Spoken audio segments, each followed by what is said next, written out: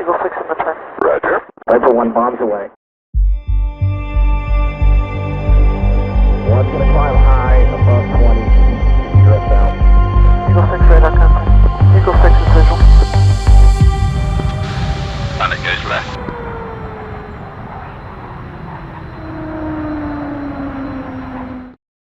Hello there and welcome back to the channel. I'm your host Prickly Hedgehog. As many of you will now be aware, Magnitude3 released a newsletter update covering progress on the Corsair just recently.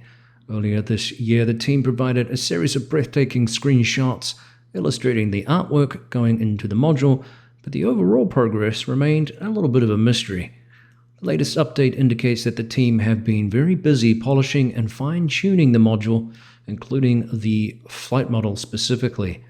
They describe being in the second round of testing and have been working on glide ratios, which include things like dead stick flying, high and low RPM settings, and various flap and gear configurations.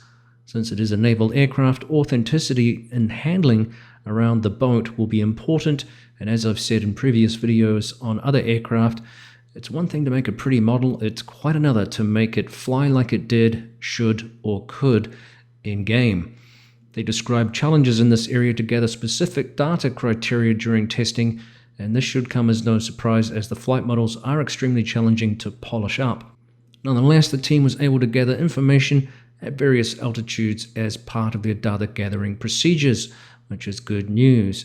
In addition to these parameters, they have also been working on realistic recreation of range from stall speeds, roll rates, flight envelopes, climb rates, dive, excess speeds, and high-speed maneuvering. In conjunction with any of the Corsair's flight quirks, an area they have spent time on are the challenges of modulating input and output from different user joysticks and the real-life aircraft travel arcs. This is an area which can become quite a study, and I've seen this kind of thing in community discussions previously with other World War II aircraft. The length of the joystick will impact the response of the in-game aircraft in a way that is not always desirable, either too sensitive or too sluggish, and this is where discussion comes up about curves to dampen the effects of short throws with joysticks as an example. It's challenging stuff, but the team advised that they used lessons taken from the MiG-21, work that they have done to help iron out the kinks and find the balance between reality and simulation. With the injection of 2.9 in game now, the team explained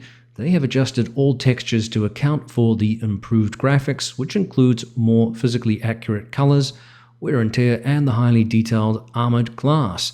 Additionally, we'll see the Mark 8 Mod 8 gun sight, which has also been implemented. They've corrected the floodlights, which now give a hint of teal in the coloring, and also added a new seat harness with improved textures and features thread and stitch details. Really cool.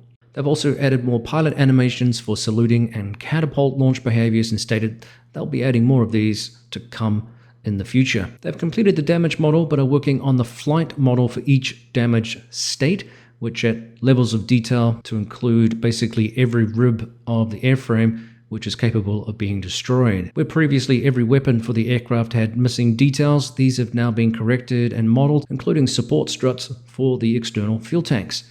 They advised the first iteration of the dynamic aircraft number system has also been merged, and more will be added for other squadrons at a later date. They provided us with a number of screen captures which you've already been looking at to embellish this newsletter, and indicated this was in lieu of getting us into the cockpit and our hands on the aircraft as the team wait patiently to roll the Corsair off the S6 carrier. I suspect this was an indication there are probably other modules ahead of them in the queue for release, but I could be reading into that possibility. Another aircraft which also appears to be pretty close in the World War II theatre is the LA-7 by Octopus G, and we've seen a short video of that just several weeks ago. What we didn't see was any more shots of the S6 aircraft carrier. Mag3, of course, are not the only team to produce their own aircraft carrier. Heat Blur pushed out the Forrestal class aircraft carrier some time back as part of the F-14A package to embellish the carrier assets in the game, which remember also include Razbam's HMS Invincible class ships, which were released during the South Atlantic map's introduction. Mag3 also have previously showcased a large number of assets, particularly Japanese assets, for the Pacific Theater, and I'm sure many are wondering about the Japanese nemesis of the period, the Zero. There's no information that exists on that, and that has previously been mentioned as a possible AI asset, so we don't have any news on that. I'm not sure if that is still a thing. Nonetheless, the Corsair is a popular aircraft and a stalwart of the Pacific campaign. If the Spitfire was renowned for its grace and handling and elegant lines, well, the Corsair was known for its long nose, housing a massively powerful engine, and of course those unique wing shapes. Regardless of other questions about assets, the news from the team is extremely positive and confirms without question that the module is alive and well.